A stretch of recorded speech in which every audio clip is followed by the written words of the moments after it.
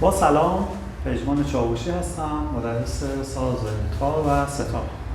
میخوام فرق بین ساز تار و ستار رو براتون توضیح بدم.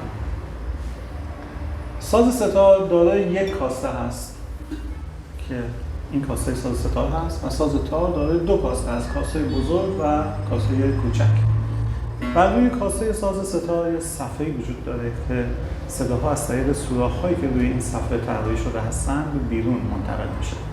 اما برای ساز تار بر روی کاسه پوست‌هایی هستن که پوست‌های برای تودلی هستن و صداها از طریق این پوست‌ها سمت بیرون منتقل میشن. ساز ستار دارای 4 سیم هست که 2 تا از سیم‌های اون با هم نواخته میشن، سیم شماره 3 و 4. اما ساز تار دارای 6 سیم هست که سیم‌های اون 2 تا با هم نواخته میشن، سیم 1 و 2 با هم، 3 و 4 با هم، 5 و 6 با هم نواخته میشن. اما در گذشته این سازها هر کدام یک سیم کمتر داشتن. ساز ستار 3 سیم داشت و تار هم 5 سیم.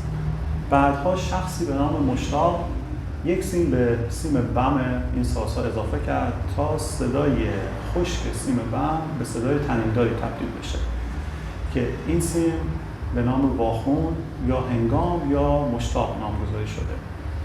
و برای اینکه زیبایی اسم ساز ستار از بین نره، نام ستار بر روی اون باقی ماند.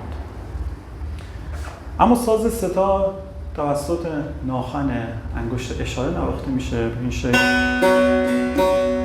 و ساز تار توسط مضراب برنجی نواخته میشه.